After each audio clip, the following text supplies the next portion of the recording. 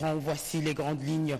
La conférence épiscopale nationale du Congo se dit solidaire envers les populations de l'Est de la RDC meurtries. Dans un point de presse, les évêques se disent donc ouverts à une solution qui mettrait tout le monde autour d'une table en vue d'aboutir à la cohésion nationale et à la paix dans la région.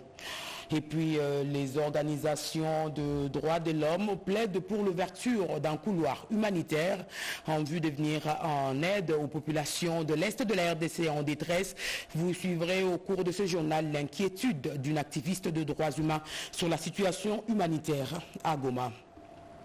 Et la première réunion du comité interministériel de suivi de projets d'infrastructure en province s'est tenue à Kinshasa, une façon de renforcer la transparence et l'efficacité dans la gestion des infrastructures en province. Réunion qu'a présidé le vice-premier ministre, ministre du Plan. Les détails, ce sera tout à l'heure. Donc, c'était là les titres. Madame, Messieurs, une fois de plus, bienvenue à ce journal et bonsoir à vous. Les élus nationaux de la province de l'Ituri ont répondu à l'appel à la cohésion nationale lancé par le chef de l'État Félix Tshisekedi qui les a reçus à la Cité de l'Union africaine pour les écouter s'agissant de la crise sécuritaire de l'Est du pays. Rachel Foutou, reportage. J'appelle donc la nation entière. Sur l'appel du président de la République, dans son discours à la nation du 29 janvier dernier, de contribuer chacun à son niveau à l'effort de guerre, les caucus des élus de la province de l'Ituri ont répondu présents à cette invitation. Ces députés nationaux ont rencontré dans la soirée de ce mardi à la Cité de l'Union africaine le président de la République, garant de la nation, Félix Antoine Tshisekedi Tshilombo. Pendant plus de 2 heures d'entrevue, le chef de l'État, Félix Tshisekedi, et ses invités ont échangé sur la crise sécuritaire et humanitaire dans la partie est du pays, ayant comme rôle principal de contrôler et légiférer, mais aussi accompagner les gouvernements. Ces parlementaires élus de l'Ituri ont reçu du président de la République la mission d'être le partenaire de paix pour le peuple qui leur a donné mandat. Le président nous envoie comme des acteurs pour que nous allions dire à ces peuples-là qu'il n'est pas abandonné et que ce combat ira jusqu'à la victoire. Et nous sommes justement des porte-parole, nous sommes des acteurs sur le terrain pour prêcher la paix à la population, pour lui dire qu'il n'est pas abandonné. Nous devons nous mobiliser derrière le président de la République pour que, voilà, demain, nous puissions recouvrer la paix. Ces élus du peuple ont par ailleurs formulé quelques recommandations qui constituent pour eux un moyen d'apporter leur contribution visant à mettre définitivement fin à cette guerre. Et dans le cadre d'accompagner le président, l'excellence, le président de la République dans sa mission de lutter pour la paix, il y a d'abord cette session extraordinaire qui a été convoquée, où nous tous nous prenons part. Et à travers cette session terre, il est question de former des recommandations pour permettre au gouvernement de prendre des décisions idoines afin justement de permettre à notre forces armées justement d'être dans les moyens utiles pour protéger l'intégrité de notre territoire. Au-delà de ça, c'est la sensibilisation. Comme je l'ai dit au départ, sensibiliser dans plusieurs ordres évidemment. Vous avez suivi plusieurs cadres aujourd'hui, que ce soit les députés nationaux, que ce soit même les membres du gouvernement, passer à travers plusieurs médias, demander d'abord ce soutien indéfectible à notre armée. Aussi soutenir nos patriotes et les Wazalendo. Ce sont des gens aussi qui s'adonnent pour la cause de notre pays. Les députés nationaux élus de l'Ituri ont lancé un message d'espoir à la population congolaise de gagner cette guerre qui nous a été imposée injustement par le Rwanda et invitent la nation entière à s'aligner derrière le président de la République pour lutter contre ces agresseurs. La conférence épiscopale nationale du Congo a lancé un message de solidarité et de compassion envers les populations des provinces du Nord et du Sud Kivu. Au cours d'un point de presse, les évêques ont réitéré leur appel en faveur du pacte social pour la paix et le bien vivre ensemble en RDC et dans les Grands Lacs. La CENCO, reçue par le chef de l'État, propose la tenue d'un forum avec tous les acteurs politiques et ceux directement impliqués dans la guerre de l'Est du pays en vue d'obtenir une cohésion nationale. Extrait des propos de Monseigneur Donatien Cholet et du révérend Éric Nsenga. Le pacte social pour la paix obéit à une approche mixte. Cette approche est à la fois interne et internationale. Le pacte vise la construction du consensus national autour des valeurs que notre démarche en ce qui concerne ces projets ou cette initiative, vise principalement à construire un consensus national. Vous savez, vous amenez l'initiative au moment où l'État congolais, par sa plus haute autorité, a déjà pris des positions assez fermes et publiques. Alors, maintenant que vous amenez une initiative qui va dans le sens de dire nous voulons faire la paix, donc vous voyez déjà paradoxalement, vous quittez une extrémité vers une autre. Donc ça n'a pas été facile. Ça a été des entretiens fouillés, pertinents. Le chef de l'État a soulevé des questions pertinentes, pas seulement dans la dimension interne, mais surtout dans la dimension régionale. Mais ce qui a été génial, c'est que nous sommes sortis avec deux évidences. Nous nous sommes mis d'accord où nous avons finalement construit une compréhension commune de la crise. Deuxièmement, nous sommes sortis avec la nette conviction sur la nécessité de la cohésion nationale. Il était réceptif, il a pensé et il a dit le pays en a besoin. Alors, est-ce que ça ne sera pas pour obtenir, arriver à un gouvernement de transition? Nous ne sommes pas dans la dynamique c'est pour ça que j'évite le terme dialogue, parce que quand on voit dialogue, on parle de dialogue au Congo, on voit directement partage de pouvoir. Ici, nous préférons parler de forum pour un consensus national. Nous avons déjà rencontré quelques acteurs. Il y a Martin Fayulu qu'on a rencontré. On a rencontré Joseph Kabila. On a rencontré Maurice Katumbi. On a rencontré les autres acteurs. Aujourd'hui, juste après ici, on a d'autres acteurs à rencontrer. Unanimement, tout Congolais estime que est arrivé le temps pour notre pays de se stabiliser. Et depuis Beni, dans le Nord Kivu, les chefs coutumiers, entrepreneurs et autres agents de l'État ont été réarmés moralement au cours d'une série d'audiences. Le gouverneur militaire du Nord Kivu s'est adressé à ses leaders en ces termes: résistance face à la guerre d'occupation, résilience face aux tueries de type ADF, MTN et soutien total au FARDC. À la mairie de Beni, où le gouverneur militaire du Nord Kivu, récemment nommé par le chef de l'État Félix-Antoine Tshisekedi Tshilombo, a eu une journée chargée d'audience, notamment avec certains élus du Grand Nord de la province du Nord Kivu, certains chefs coutumiers, les entrepreneurs, les membres de son cabinet et chefs des divisions. Au chapitre de sécurité, le chef de l'exécutif a exhorté sur la résilience, la résistance face à la guerre d'agression et d'occupation, mais également la résilience face aux tueries de type ADF. Au sortir de cette audience, le député national de Lubero, Mboussa Joseph Machozi, n'a pas lié sa langue. Ce que je veux dire, c'est de rassurer la population qu'au regard de l'entretien que je viens de voir et que je viens d'avoir avec le gouverneur, en tout cas, il y a lieu d'espérer. Et que donc, je dois dire à la population d'avoir ces apaisements, parce que c'est tout Lubero qui bouillonne pratiquement. Il y a le M23 qui vient de Ndoluma et de Kanyabayonga. Il y a les ADF qui tuent vers Mouang, vers Mangouéji, ainsi de suite. Donc la situation est tenable. Nous devons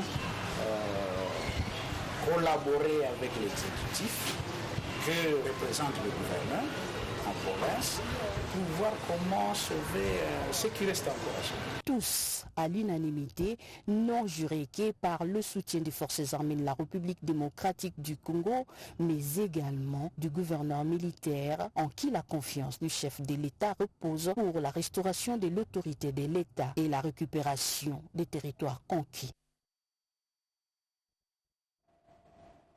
L'ouverture d'un couloir humanitaire est plus que nécessaire au Nord Kivu, province sous occupation de l'armée rwandaise, ou du moins en partie. Et Annie Maudit est activiste de droits de l'homme et elle martèle sur cette urgence pour venir en aide, je voulais dire, aux déplacés en détresse.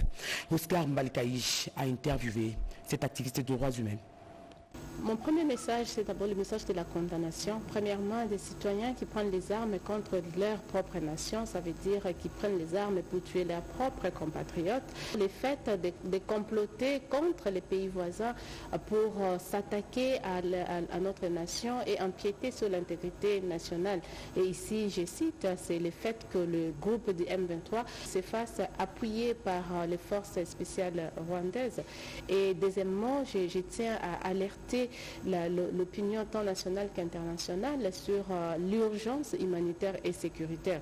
La guerre qui commence par d'autres intérêts économiques ou alors autour de nos ressources naturelles se termine sur le corps des femmes qui sont violées, qui sont violentées. Et troisièmement, comme je le disais, la situation humanitaire reste alarmante et la population n'a pas accès aux services sociaux de base. Nous n'avons même pas le temps ni les moyens de plairer nos morts, de les honorer dignement. Et c'est pour ça qu'ici, nous en appelons à l'attention de la communauté internationale afin que le couloir humanitaire puisse être accordé et cela permettra à ce que nous puissions arriver à toucher la population, les femmes et les enfants avec de l'aide humanitaire, avec des traitements appropriés parce que les femmes violées depuis les lundis ou les mardis risquent de se retrouver avec des grossesses non désirées ou alors avec des maladies infectieuses dont elles n'ont pas souhaité, dont elles n'ont pas, elles n'ont pas mérité à recevoir cela. Nous sommes en train d'ouvrir un couloir humanitaire à l'intérieur de notre propre pays. Ce n'est pas pour que les autres viennent vers les territoires qui est encore sous contrôle de la République. C'est pour que les services partent vers nos concitoyens qui aujourd'hui n'ont pas accès à l'eau potable, n'ont pas de médicaments. Il y a des corps dans les morgues, il n'y a plus assez d'emballage ou des sachets pour qu'on puisse les enterrer dignement. Il y a des hôpitaux qui sont débordés. Comme je vous dis, les personnes même blessées, il n'y a qu'une partie qui arrive à recevoir les traitements. Alors j'insiste sur le fait que la République démocratique du Congo ne va pas se faire avoir pour la deuxième fois de la même manière. C'est nous qui voulons apporter de quoi subvenir aux besoins de la population qui, elle, se retrouve piégée. Et nous rendons aussi un vibrant hommage à nos FARDC qui donnent tout jusqu'au sacrifice suprême au nom de la nation. Nous sommes unis et la République restera une et indivisible. Et face à ce drame, l'Université nationale des sciences de l'information et de la communication, ex-IFASIC, a mobilisé ses étudiants pour un soutien indéfectible au FARDC et au chef de l'État Félix Tshisekedi.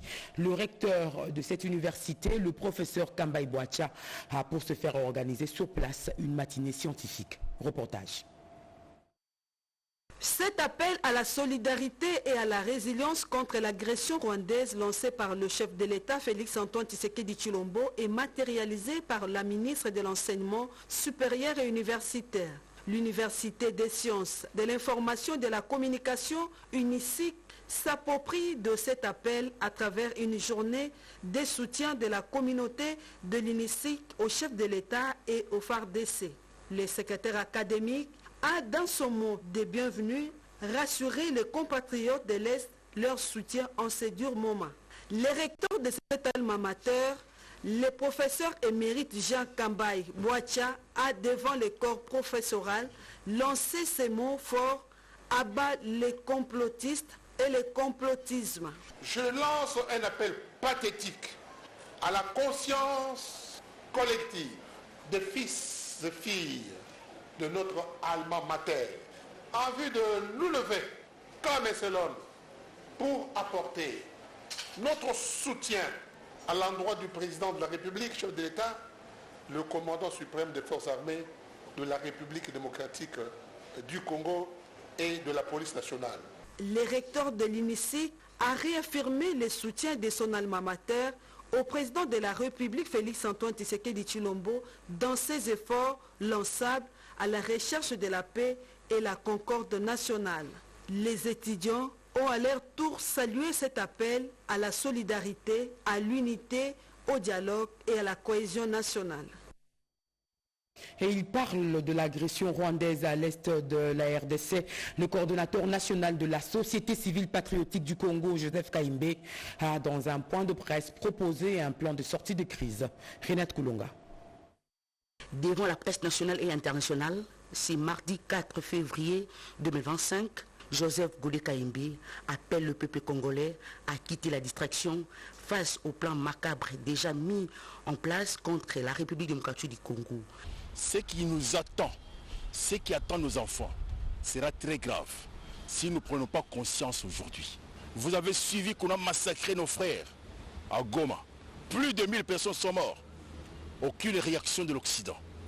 Ils avaient déjà tué plus de 10 millions de personnes. Aucune réaction.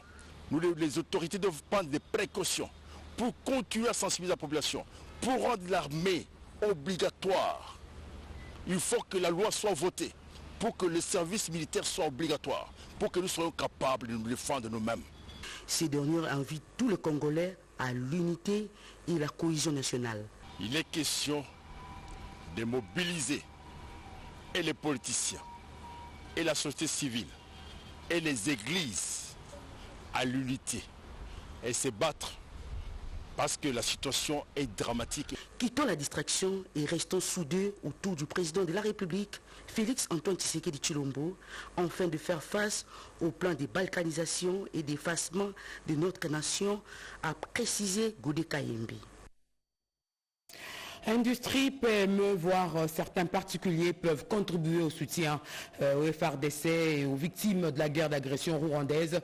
SolidaritéEst.com est une nouvelle plateforme de collecte de fonds lancée par le ministre de l'Industrie, Cédric Kenina. SolidaritéEst.com, une plateforme digitale, un outil innovant pour collecter les fonds au profit des forces armées de la République démocratique du Congo qui défendent le territoire national face à l'ennemi rwandais, ainsi que la population du Nord Kivu qui vit un drame humanitaire au quotidien. C'est le ministre de l'Industrie, Louis-Watoum Kabamba, qui a procédé au lancement de la dite plateforme en présence des structures sous sa tutelle. Vous allez taper sur votre clavier SolidaritéEst en un mot, .com. Ça vous donne accès à cette plateforme où vous pouvez envoyer vos contributions par M-Pesa, par Orange Money, par Airtel Money, ou même par carte Visa, si vous voulez.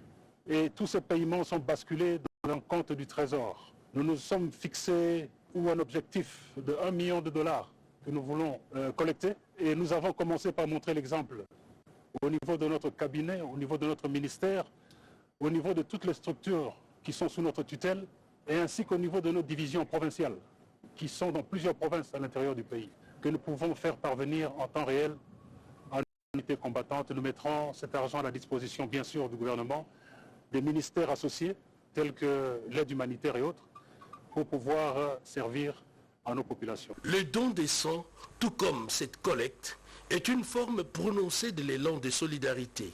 Avec cet outil, chaque citoyen peut contribuer en toute sécurité via une interface numérique pour soutenir les efforts de paix dans la partie est du pays.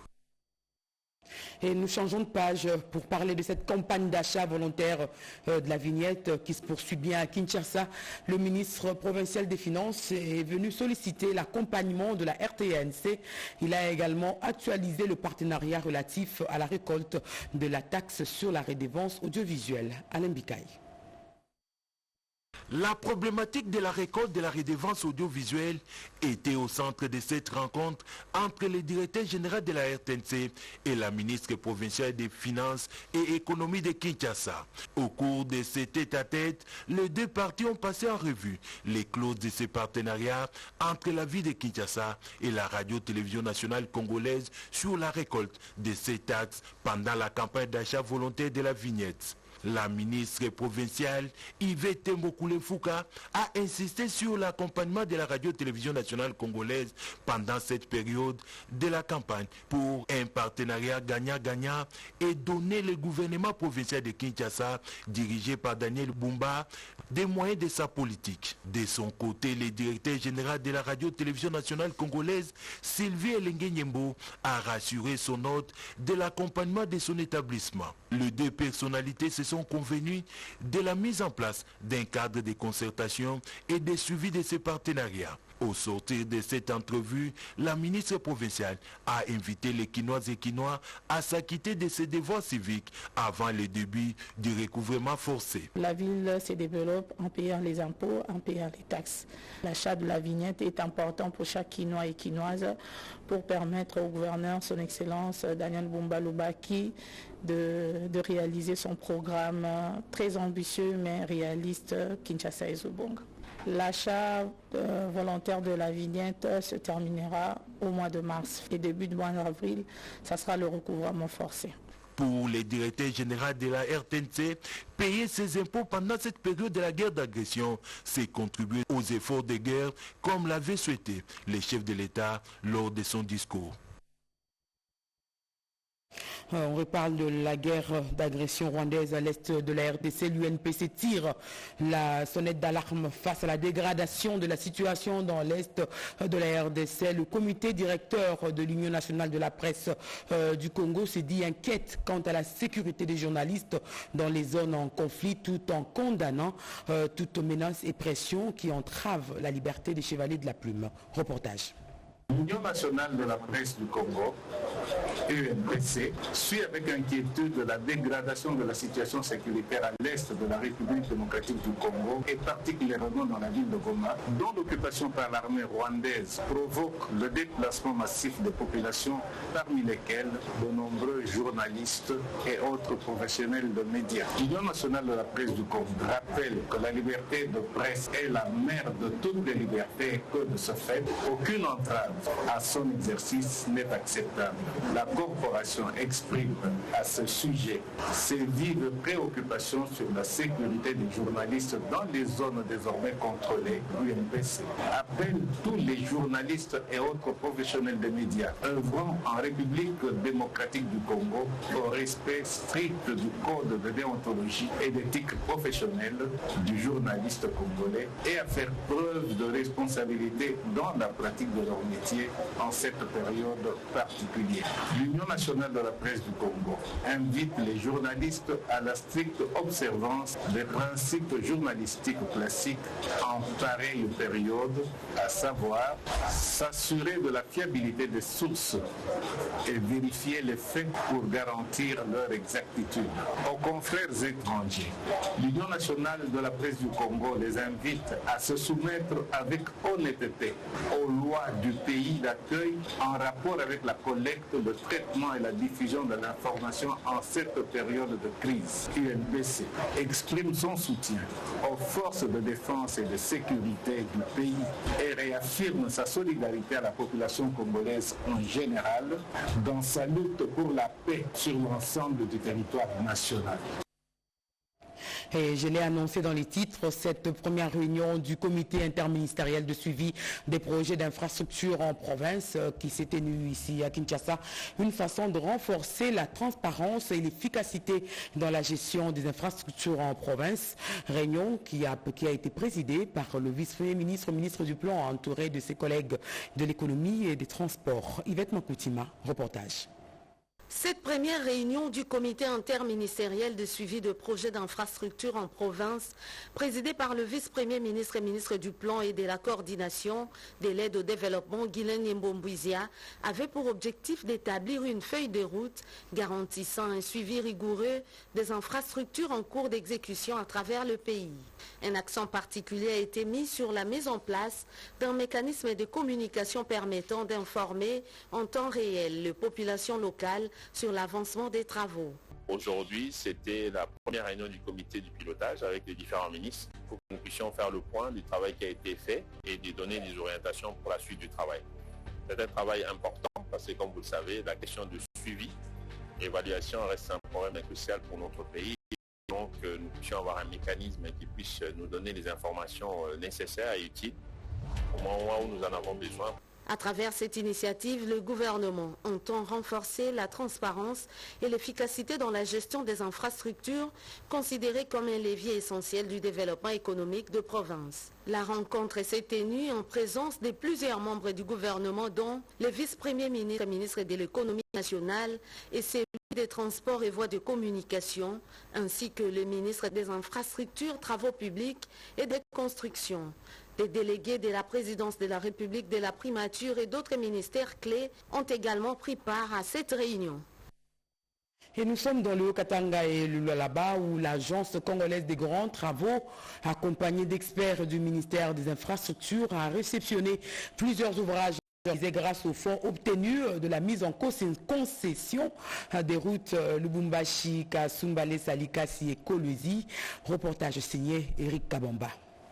4 ouvrages étaient concernés par cette campagne de réception qui s'est déroulée dans les provinces du Haut-Katanga et du Lualaba du 29 janvier au 5 février 2025. Il s'agit de la route Lubumbashi-Likasi et du pont Lualaba pour une réception définitive du nouveau poste de péage et de paysage de Boulou, ainsi que l'éclairage public de la route de contournement de la ville de Lubumbashi pour une réception provisoire.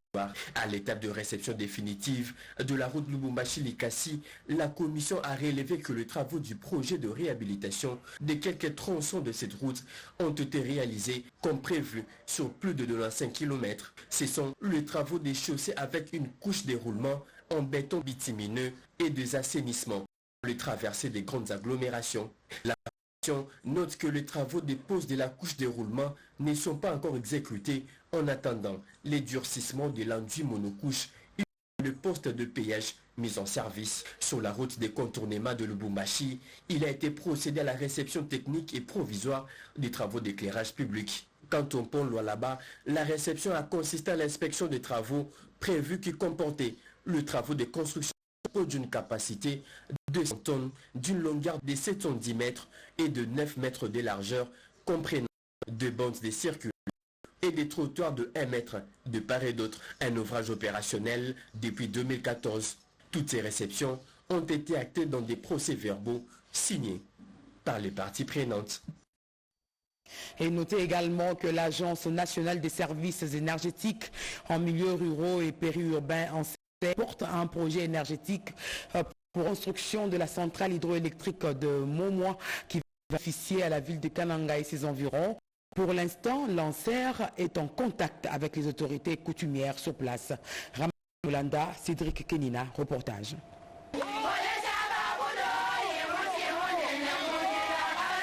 Des chants d'allégresse pour saluer les débuts effectifs des travaux de construction de la centrale hydroélectrique de Momo à Kananga dans le Kasaï central. Des travaux qui débutent déjà ce 14 février, baliser le chemin.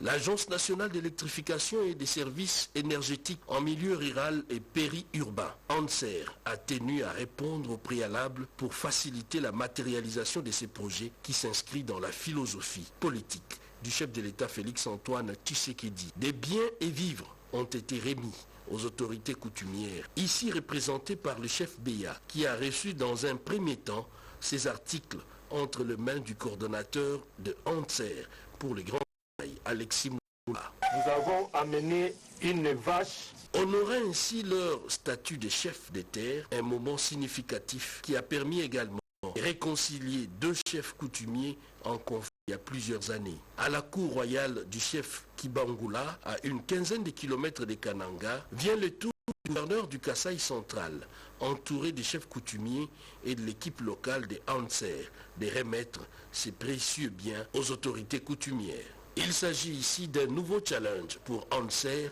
qui a reçu comme mission la planification et programmation de l'électrification rurale et périurbaine, la mobilisation des financements et investissements pour l'électrification rurale ainsi que la mise en place d'un fonds national d'électrification rurale.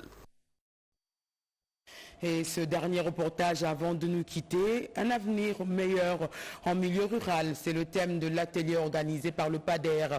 Le PADER, c'est le programme d'appui au développement rural. Le ministre d'État en charge de ce secteur a clôturé ses assises par une remise des semences maraîchères aux populations périurbaines des communes de Lansele et de Maluku. Reportage de John Dibou. La dernière journée de l'atelier du PADER entendait projet d'appui au développement rural présidé par le ministre d'État et ministre du développement rural Mohindo Nzangi Abibois a été marquée par plusieurs exposés des experts du secteur du développement rural. Placé sous le thème « L'avenir meilleur en milieu rural ».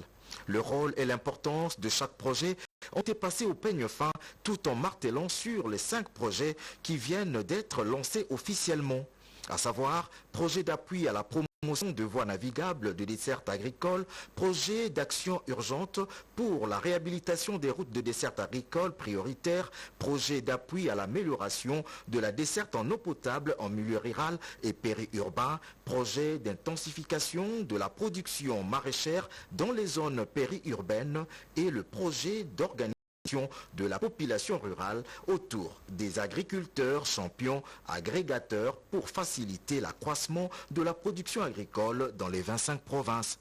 Jusqu'à chaque fois que nous avons des moyens sont obligatoires des activités qui n'ont pas un impact réel sur la vie auprès des Chinois, à savoir la COVID-19, c'est la même logique dans le gouvernement de moyens. Nous avons aussi créé des cadres pour que ces moyens ne soient pas dilapidés.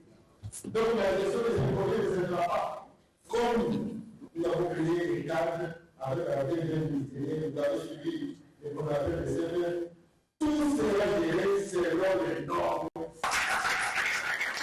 Un autre temps fort, il s'agit de la remise symbolique des semences maraîchères aux populations des milieux périurbains des communes de Maluku et de Lansele, situées à quelques encablures de la commune de Kinshasa. Fin de ce journal, réalisation Rodé Panda, coordination éditoriale Jacques Kabouaba-Sedouga. L'édition de 23h vous sera présentée par Bobo Anan Mokondi. Madame, Messieurs, Dieu voulant, je vous retrouve demain. D'ici là, portez-vous bien et bonne suite de programme en compagnie de la RTNC.